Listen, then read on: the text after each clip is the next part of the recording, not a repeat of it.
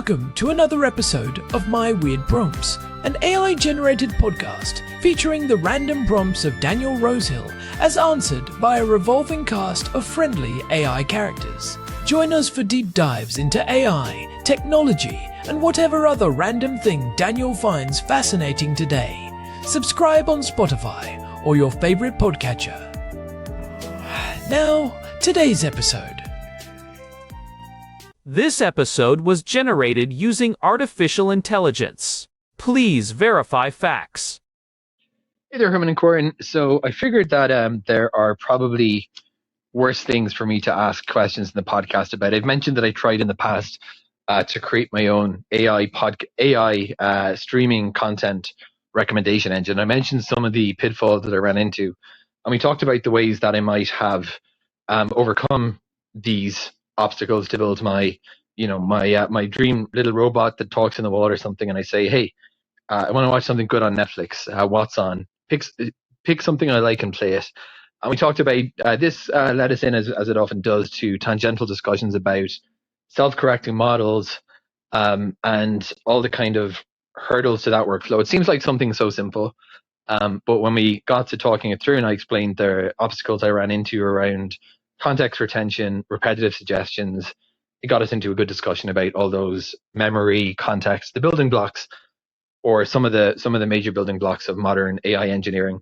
But today I thought I'd just take advantage of the two of you being right here to see if this workflow can work at all. So Herman and Corn, I'm asking now for your recommendations. I'll tell you what I'm in the mood for. So as you know, with our leak situation in the roof, we've been involved in some challenges with tenancy that involved doing some things that were a little bit investigative, following breadcrumbs around the internet, reading up on previous legal cases, and it made me think about Strike, which is one of my favorite shows.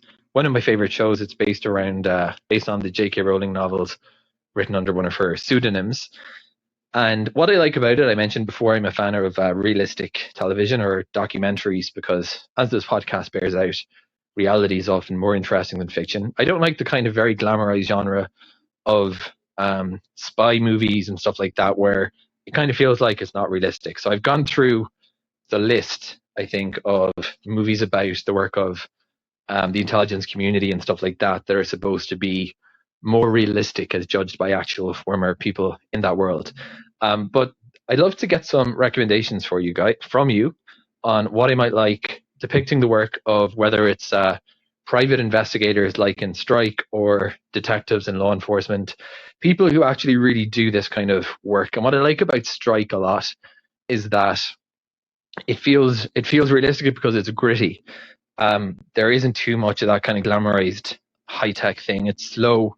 I like the pacing, and it's really good. You feel like you're getting an insight into this interesting industry, and you're learning a few things that you can kind of use yourself for how to investigate matters, whether it's whatever kind of context you're in, and it's entertaining. So that's a show I really like. So I'm interested, Herman and Corn. We're gonna be watching some more episodes, but maybe any other shows and movies that I might enjoy based on that preference. Herman and Corn, let's play a round of if you like this, you like this. What movies and TV series do you think I might enjoy to go on a good relaxation watching binge this weekend? Hey everyone, welcome back to My Weird Prompts. I am Corn, and as usual, I am joined by my brother, Herman Poppleberry, at your service. And man, what a week it has been in this house.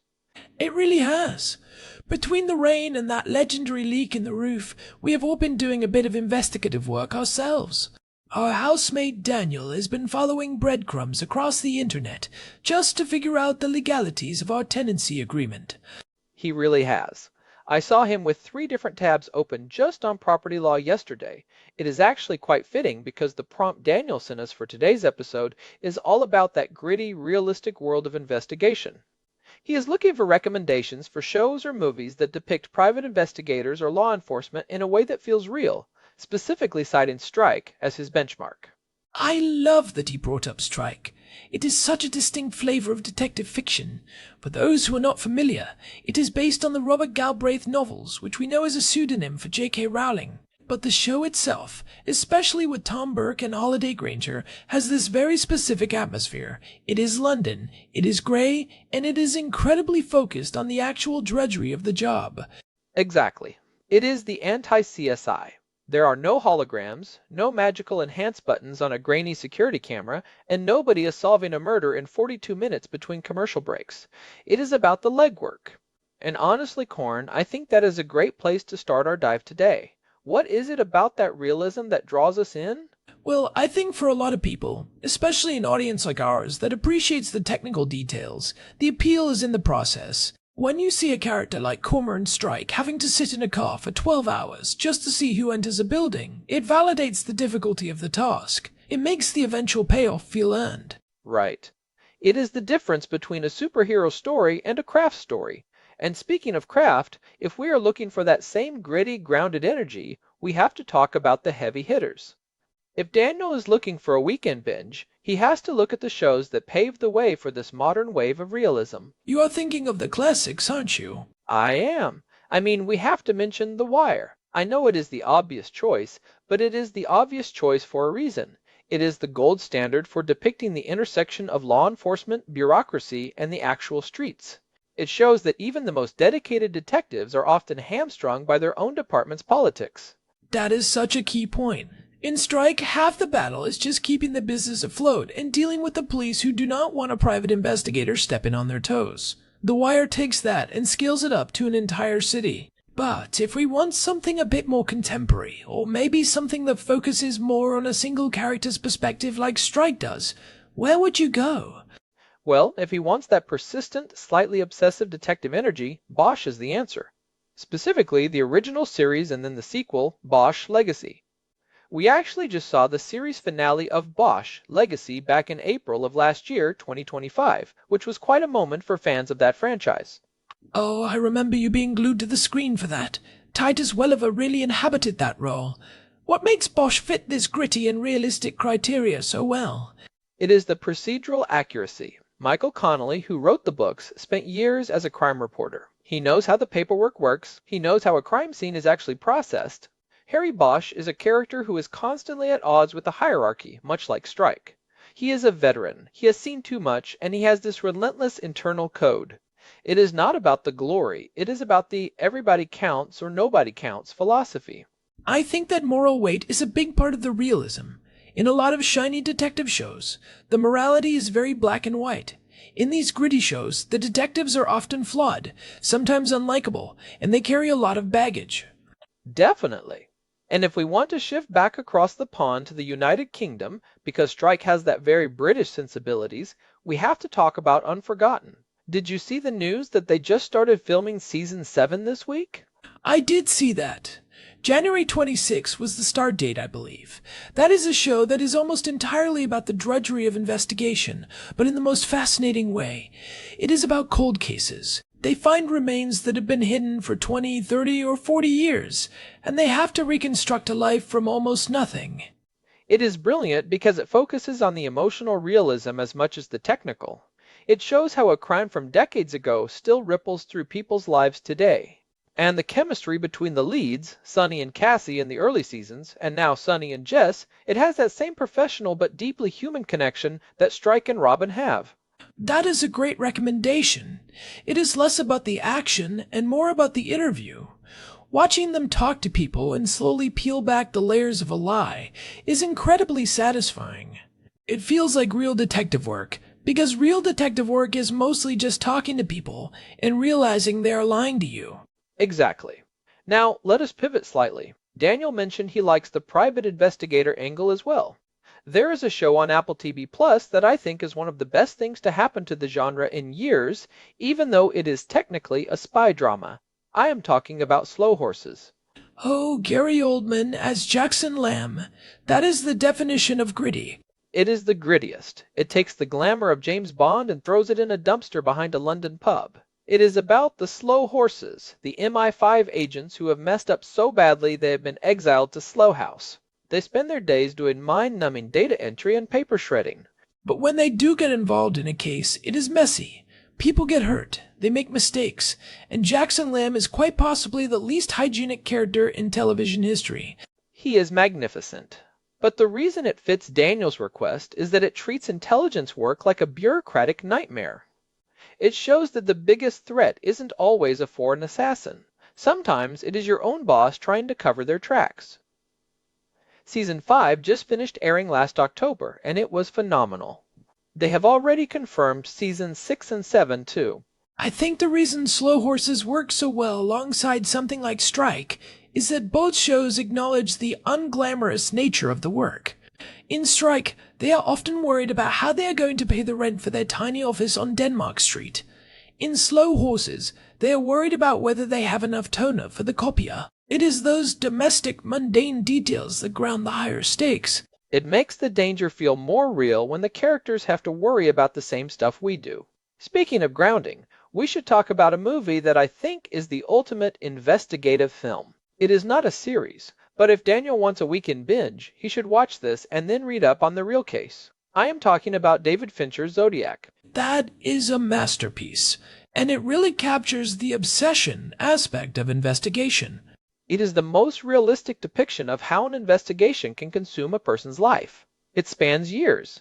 It shows the transition from paper files to early computer databases. It shows how lead after lead can just evaporate.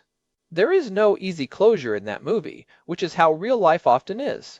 That is a tough one for some people because we are so conditioned to want that final aha moment where the handcuffs go on and the credits roll. But Zodiac is about the lack of that moment. It is about the weight of the unsolved. Right.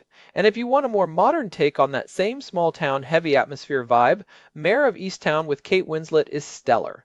It is a limited series, so it is a perfect one-weekend watch. It is gritty, it is gray, and it feels lived in.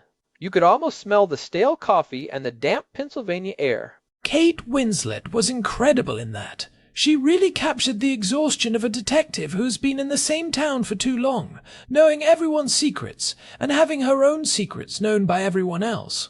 It is that local knowledge angle. In Strike, Robin is often the one who uses her social skills and her understanding of different social strata to get information. In Mayor of Easttown, Mayor uses her history with the townspeople. It is a different kind of technical skill, but it is just as vital as forensics. I want to go back to something Daniel said in his audio prompt. He mentioned following breadcrumbs on the internet and reading up on previous legal cases. It made me think about the digital side of realism. A lot of shows try to make hacking or internet research look like a high-speed video game. Are there any shows that get the digital investigation right? That is a tough one. Most of them fail miserably. But I think Mr. Robot, while it leans into the psychological thriller side, is very technically accurate with the actual code and the social engineering. However, for a more detective feel, there is a show called The Capture. Oh, that is a great pick, especially because it stars Holiday Granger, who plays Robin in Strike. Exactly, and it explores the world of digital forensics and deepfakes. It is terrifyingly realistic in its depiction of how video evidence can be manipulated. It is more of a conspiracy thriller, but the investigative process, how they verify footage, how they track movements through CCTV, it feels very plausible. Especially now in 2026, where we are seeing these technologies become even more prevalent. It is interesting how the gritty label has evolved. It used to just mean dark and violent, but now it seems to mean complicated and technically accurate. I think that is a better definition. Real life is complicated. Real investigations are often boring for 90% of the time and then terrifying for the other 10. Strike gets that balance right. So, we have covered some big ones. The Wire, Bosch, Unforgotten, Slow Horses, Zodiac, Mayor of Easttown. If we were to look for something a bit more off the beaten path, maybe something international. There is a Danish series called Department Q. It is based on the novels by Jussi Adler-Olsen. There are several movies, and I believe a new series adaptation that has been making waves. It is about a detective who is shunted off to a basement to handle closed cases, and he starts actually solving them.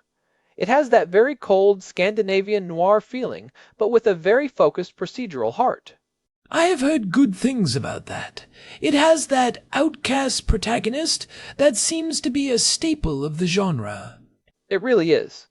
We love a detective who doesn't play by the rules, but in these realistic shows, not playing by the rules doesn't mean running around with a gun.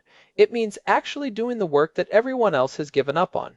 That brings up a good point for a misconception busting segment. What do you think is the biggest thing most people get wrong about private investigators, based on what we see in fiction versus reality? Oh man, where do I start? First off, the access issue. In many shows, a PI just walks into a crime scene or demands files from the police, and they just get them. In reality, a PI has zero legal authority. They are a private citizen with a license. They cannot trespass, they cannot wiretap without consent, and they certainly cannot just commandeer a police investigation. Right.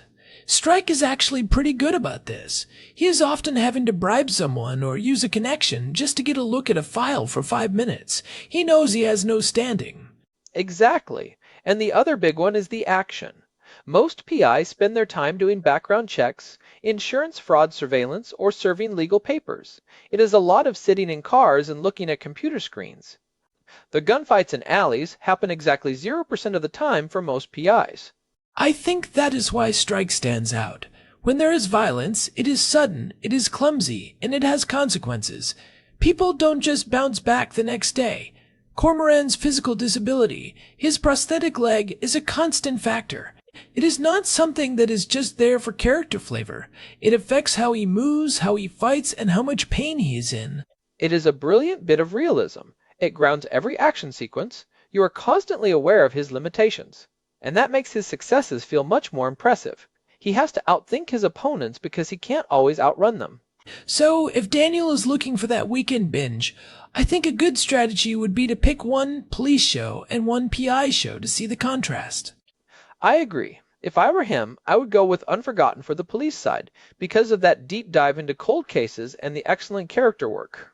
And for the PI side, if he has already seen Strike, I would actually suggest he checks out the first season of True Detective. Season 1 specifically. Yes, it is more of a police show, but the two leads are essentially working outside the system for much of it. It has that incredible, heavy atmosphere, and it really dives into the psychological toll of a long-term investigation. It is gritty, it is philosophical, and it is technically very well executed. And if you want something a bit lighter but still realistic. Lighter but realistic is a tough combo. Maybe Poker Face? It is more of a case of the week, homage to Columbo, but it focuses on a character who has a very specific technical skill. She can tell when people are lying. It is not gritty in the dark sense, but it is very grounded in the people and places of America. I think Daniel would appreciate the lie detector aspect, given his recent deep dives into legal documents. For sure. But if he really wants to scratch that Strike itch, I have one more recommendation that is a bit of a curveball. It is a show called Happy Valley. Ah, that is a heavy one. It is heavy, but it is some of the best television ever made. Sarah Lancashire plays a police sergeant in West Yorkshire. It is incredibly gritty, very realistic about the limitations of the police in a struggling community, and the central conflict is deeply personal. It finished its run a couple of years ago, but it is a perfect binge. It is 3 seasons of absolute tension. I remember the ending of that show being one of the most talked about things in years. It felt right. It didn't feel like a TV ending. It felt like a life ending. Exactly. And that is what we are really talking about when we talk about realism, isn't it? It is the feeling that these characters exist before the camera turns on and continue to exist after it turns off. They have bills, they have bad knees, they have complicated families, and they are just trying to do a job that is often thankless and exhausting. I think that is a great place to wrap up the recommendations. We have given Daniel a lot to work with. We really have. From the cold cases of Unforgotten to the slow horses of Slough House, there is a lot of high-quality grounded investigation out there. And before we move on to our final thoughts, I wanted to bring up something from our recent episode memory. Remember back in episode 3 on 43, when we were talking about the scuff mark crisis? Oh, the renting trauma. How could I forget? Well, Daniel's current situation with the roof leak and the tenancy agreement is basically a real-life sequel to that episode. It is funny how these weird prompts often mirror what is actually happening in our lives. It is a my weird prompts tradition at this point. Life imitates art, or at least life imitates our housemate's search history. Very true. So, for the listeners out there who are into this kind of thing, what is the practical takeaway? If you're looking for a new show and you want that realistic feel, what are the red flags to look out for? My biggest red flag is the magic computer. If a detective says enhance and a blurry reflection in the spoon becomes a crystal clear face of a suspect, turn it off. That is a fantasy show, not a realistic one. My red flag is the lone wolf, who is also a supermodel. If the detective is 24 years old, has a perfectly manicured apartment, and drives a $100,000 car on a public servant's salary, it is probably not going to be a gritty masterpiece. Absolutely. Look for the characters who are tired.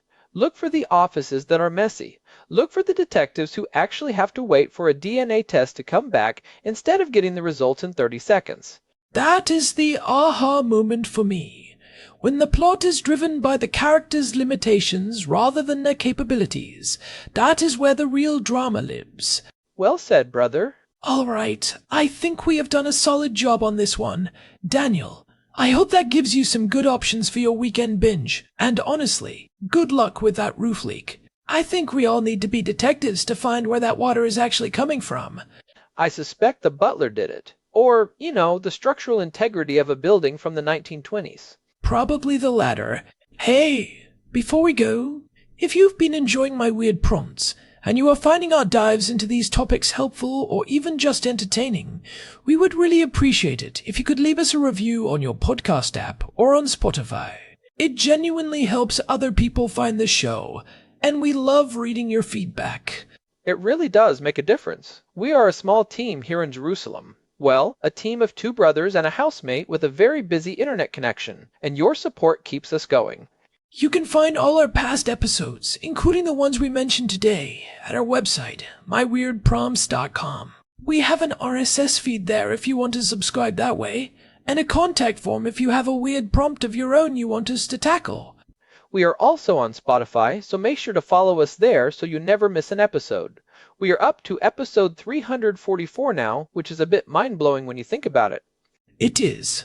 Thank you all for being part of this journey with us. We will be back next week with another prompt, another deep dive, and hopefully a drier house. One can dream. Until next time. This has been My Weird Prompts. Thanks for listening.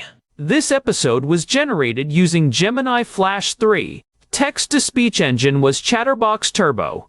Thanks for listening to another episode of My Weird Prompts, an AI-generated podcast featuring Daniel Rosehill's AI prompts, as answered by a revolving cast of friendly AI characters including me, Cornelius the Sloth. Subscribe on Spotify or visit myweirdprompts.com.